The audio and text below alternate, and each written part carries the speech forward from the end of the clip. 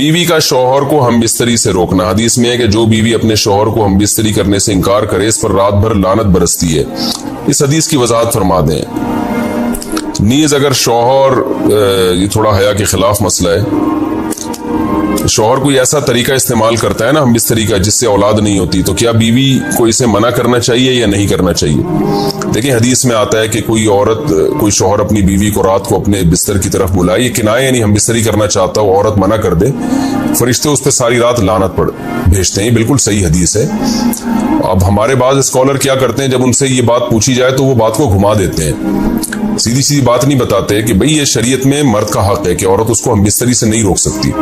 کیونکہ women rights کے نام پہ آج کل بہت تحریکیں چل رہی ہیں، تو وہ بھی کچھ لبرل اسکالرز ہیں جو ہر وقت جو ہے نا کوشش کرتے ہیں کہ خواتین ہم سے ناراض نہ ہو جائیں. تو بھئی آپ شریعت کا حکم بتائیں صاف صاف، چاہے عورت خوش ہوتی ہے ناراض ہوتی ہے.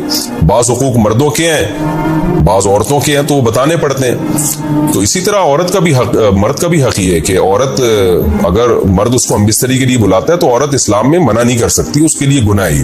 ہاں بیمار ہو تو ایک الگ بات ہے، بخار ہے اس کو، کوئی واقعی بیماری ہو تو پھر ایک الگ بات ہے. نارملی اس کو اجازت نہیں ہے کہ وہ شوہر کو منع کر دے، بلکہ اس میں حدیث میں بہت سخت تاکید ہے.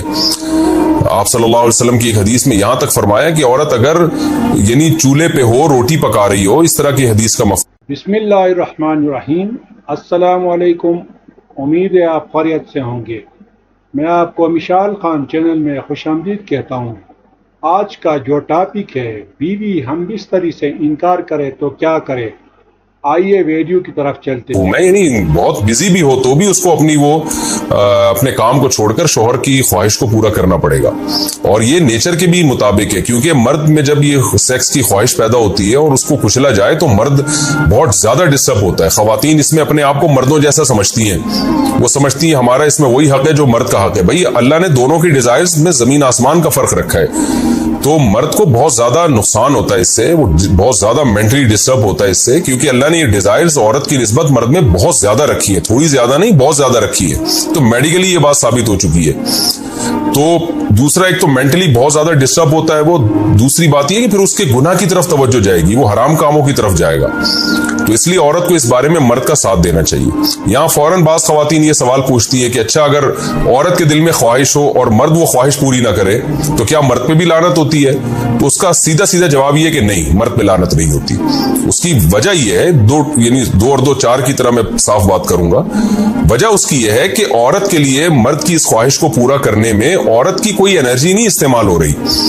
جبکہ اگر مرد کا موڈ نہ ہو اور عورت کا موڈ ہو تو پھر مرد اپنے آپ کو پریپیئر نہیں کر سکتا، اس کے لیے بہت تکلف کرنا پڑے گا اس کو. اخلاقی طور پر تو ٹھیک ہے، مرد کو یہی حکم دیا جائے گا کہ زوجہ کی خواہش کو پورا کرے، لیکن اس پر شریعت نے لازم نہیں کیا ہے، کیونکہ ایک چیز مرد کے اختیار میں نہیں ہے تو لازم کیسے ہو سکتی ہے؟ یعنی ایک آدمی کا وہ ذہنی طور پر تیار ہی نہیں ہے اس کے لیے، تو مرد کے لیے تو جب تک ذہنی طور پہ تیار نہ ہو یہ عمل کر نہیں سکتا، جبکہ عورت کر سکتی ہے. تو انرجی جو استعمال ہوتی ہے نا اس میں بہت زیادہ، وہ تو مرد کی انرجی یوز ہوتی ہے. تو شریعت اس کو کیسے پابند بنا سکتی ہے کہ اس کے ذہنی طور پر وہ مینٹلی تیار سے یعنی ایک عمل کر سکتا ہے؟ تو یہ ظلم ہوتا ہے اس کے اوپر کہ وہ مینٹلی تیار نہیں ہے اور اس کو شریعت کہے کہ اگر بیوی آپ سے مطالبہ کر رہی ہے اور آپ مطالبہ پورا نہیں کرو گے تو آپ پر لعنت ہوگی. تو وہ اس لعنت سے بچنے کے لیے اپنے آپ کو مینٹلی کیسے تیار کرے گا؟ بعض دفعہ تیار کر لیتا ہے، بعض دفعہ نہیں ہو پاتا. اس کا تو دماغ سے بہت گہرا تعلق ہے. تو اس لیے مرد کے لیے تو شریعت نے حکم یہ کیا ہے کہ 4 مہینے میں کم از کم ایک دفعہ اس پر لازم ہے کہ وہ اپنی زوجہ کی خواہش کو پورا کرے. اور ویسے جب زوجہ میں خواہش ہو تو اخلاقی طور پر مرد کی ذمہ داری ہے کہ وہ اپنی زوجہ کی خواہش کو پورا کرے، لیکن شریعت نے اس پہ واجب نہیں قرار دیا کیونکہ یہ اس کے اختیار سے اوپر کی چیز ہو جائے گی. باقی عورت کے لیے اختیار ہے اس کو، ہاں بیمار ہے یا مینسز ہیں وہ تو پھر تو ایک ویسے ہی مینسز میں ہم بستری جائز نہیں ہے. باقی رہا یہ مسئلہ کہ خواتین پھر یہ کہتی ہیں کہ اسلام نے تو پھر مردوں کو بہت زیادہ حقوق دے دیے، تو ایسا نہیں ہے. اگر یہ حق اسلام نے مرد کو دیا ہے تو بہت سارے حقوق عورت کو بھی تو دیا ہے نا. बहुत सारे औरत को भी तो हुकूक दिए कि जो खुद पहनते हो, जैसा मयारी लिबास खुद पहनते हो, अपनी बीवी को भी वैसे ही मयारी लिबास पहनाओ। जैसा मयारी खाना खुद खाते हो, हदीस में आता है, वैसा मयारी खाना बीवी को भी खिलाओ। तो ये भी तो औरत को भी तो हुकूक दिए। हमारी खवातीन जिस वेस्टर्न कल्चर को फॉलो कर रही हैं, उस कल्चर में तो ये है कि औरत शौहर को हमबिस्तरी से रोक सकती है, शौहर बीवी को भी रोक सकता है, यानी शौहर भी मना कर सकता है, औरत भी मना कर सकती है। वहां दोनों के हुकूक सेम है, लेकिन फिर वो इतने सेम है कि फिर वहां मर्द के जिम्मे शौहर का औरत के जिम्मे, यानी मर्द के जिम्मे औरत का नान नफका भी नहीं है। तो फिर गैस बिजली के बिल भी औरत यानी मर्द के जिम्मे नहीं है। तो फिर खवातीन से लेना है ना वेस्टर्न कल्चर को, तो फिर पूरा लेना वहां से। तो फिर शौहर क्यों गैस बिजली का बिल जमा करा रहा है, बच्चों की स्कूल की फीसें शौहर क्यों दे रहा है, शौहर नान नफका क्यों दे रहा है? तो जब इस्लाम ने कुछ हुकूक औरत को दिए हैं तो कुछ शौहर को भी दिए हैं। तो इसी तरह से बैलेंस हमारी सोसाइटी में कायम होगा। तो इसलिए खवातीन को ये नहीं करना चाहिए, क्योंकि बहुत सी ऐसी शिकायतें आती हैं जिसमें मर्द बहुत ज्यादा डिस्टर्ब होता है, फिर वो उनकी लड़ाइयां होती हैं, तलाकें होती हैं। औरत इसको नॉर्मल ले रही होती है, मर्द के दिमाग पे शहवत का एक जुनून चढ़ा हुआ होता है। जब बीवी उसको मना करती है, वो बहुत ज्यादा मेंटली डिस्टर्ब होता है, और फिर वो मारधाड़ तक नौबत भी आती है, फिर वो तलाकों तक नौबत भी आती है। तो ये बहुत गलत चीज है।